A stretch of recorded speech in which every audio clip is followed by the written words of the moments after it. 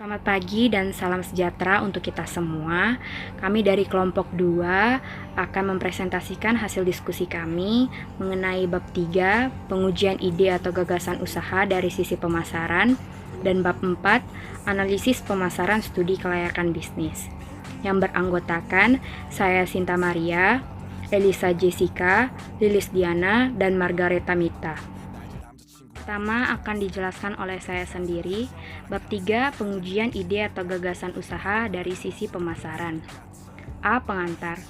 Proses pengumpulan data dan pengolahannya menjadi informasi pemasaran yang penting karena merupakan suatu cara yang baik untuk bahan pertimbangan bagi pelaku studi untuk memutuskan apakah pasar dari pilihan usaha tersebut betul-betul layak dan keputusan yang dibuat bukan didasari atas pertimbangan subjektif tetapi selalu didukung oleh data atau fakta yang benar dan dapat dipertanggungjawabkan secara logika bisnis.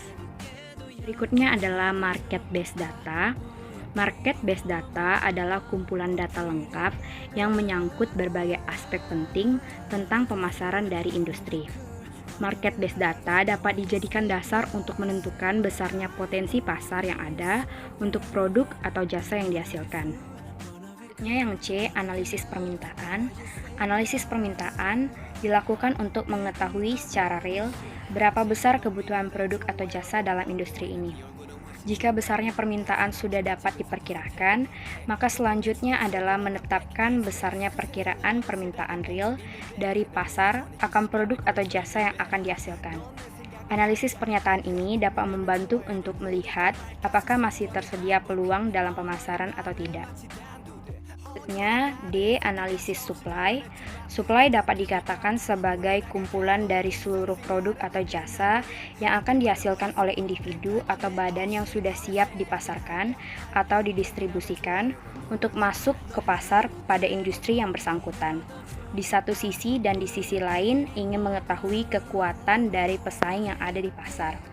Siapa saja termasuk sebagai papan atas, menengah, dan bawah pada industri tersebut. Sumber data mungkin saja didapat dari data statistik yang sudah diolah oleh Biro Statistik Nasional atau BPS atau dari instansi yang terkait. Selanjutnya, E. Identifikasi kendala pemasaran. Identifikasi kendala pemasaran yang ada ataupun yang mungkin muncul pada lingkungan pemasaran dari produk atau jasa yang dihasilkan dari pilihan usaha adalah suatu proses kegiatan yang sangat penting, karena dengan ditemukan kendala-kendala yang ada, dapat dilakukan penilaian apakah kendala-kendala itu masih dapat diatasi dengan kekuatan yang ada atau sebaliknya. Yang F. Teknik penilaian kelayakan pemasaran. Guna memudahkan teknik penilaian dari kelayakan pemasaran, perlu dibuat daftar penilaian, yaitu dengan kriteria kuat, sedang, dan lemah ditentukan bobotnya. Bab 4. Analisis pemasaran studi kelayakan bisnis. Pengantar. Setiap usaha yang didirikan atau dikembangkan bertujuan untuk memanfaatkan peluang besar yang ada. Oleh karena itu, tujuan utama dalam menganalisis pasar ini adalah berusaha untuk merealisasikan peluang yang sudah dikaji dan dinilai pada uraian sebelumnya dari bab ini. Pada dasarnya, analisis pasar bertujuan untuk mengetahui seberapa luas pasar produk atau jasa yang bersangkutan, bagaimana pertumbuhan permintaan, dan seberapa besar yang dapat dipenuhi oleh perusahaan. Analisis pasar dalam hal ini meliputi analisis kualitatif dan kuantitatif. Selanjutnya akan dijelaskan oleh Lilis Diana. Selanjutnya B. Identifikasi pelanggan prospektif. Pelaku studi dalam menyusun kebutuhan studi pasarnya seharusnya menggunakan pendekatan yang hanya mendidik segmen pasar yang spesifik dan menawarkan pada pelanggan apa yang benar-benar mereka butuhkan. Pada studi dapat belajar dari hasil analisis pemakaian untuk menentukan tingkat keloyalan pembeli dan dapat dibuat klarifikasi seperti berikut. Salah satunya tingkat loyalitas rendah, loyalitas menengah, dan tingkat loyalitas tinggi. Yang selanjutnya itu C, menyatukan profil pelanggan, yang mana ditujukan untuk menentukan dan membuat klasifikasi atau penggambaran visi multimedia dari orang-orang di pasar. Jika seandainya semua konsumen itu sama, maka beberapa usaha besar akan mendominasi pasar.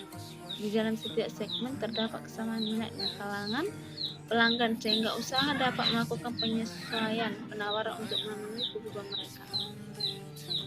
Yang selanjutnya itu D, analisis persaingan, yang mana analisis pasar melakukan analisis lengkap dari usaha yang menawarkan jenis produk atau jasa geografis yang sedang dipertimbangkan. Tujuan untuk mengetahui beberapa banyak usaha serupa yang mudah ada di pasar, apa yang mereka tawarkan dan di mana lokasinya.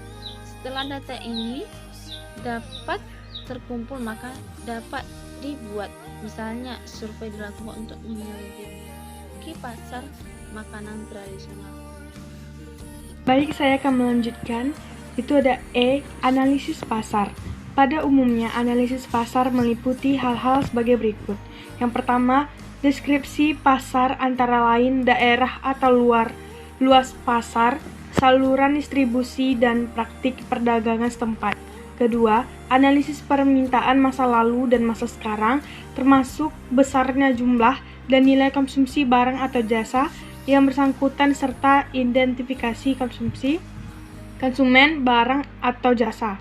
Yang ketiga, analisis penawaran barang atau jasa pada masa lalu dan masa sekarang, baik dari impor maupun produksi lokal. Yang keempat, perkiraan permintaan yang akan datang atas barang atau jasa yang bersangkutan. Yang kelima, perkiraan pangsang pasar atau market share proyek. Selanjutnya ada F, strategi pemasaran. Identifikasi pasar sasaran adalah menentukan bauran pemasaran. Bauran pemasaran merupakan cerminan cara untuk menciptakan dan mempertahankan pelanggan demi mendapatkan laba. Klasifikasi produk atau jasa itu dapat dirincikan sebagai berikut. Yang pertama ada produk atau jasa istimewa atau special goods. Yang kedua, produk belanja atau shopping goods. Yang ketiga, produk jasa sehari-hari. Dan yang terakhir ada produk in plus. Dan yang terakhir ada G, rencana pemasaran. Rencana pemasaran yang lengkap disusun mulai dari rangkuman eksekutif, situasi pasar saat ini, analisis peluang dan masalah, tujuan, strategi pemasaran, pemrograman, tindakan laba rugi, perkiraan laba rugi, dan pengendalian. Sekian presentasi dari kelompok kami. Jikalau ada salah kata mohon dimaafkan. Terima kasih. Selamat pagi.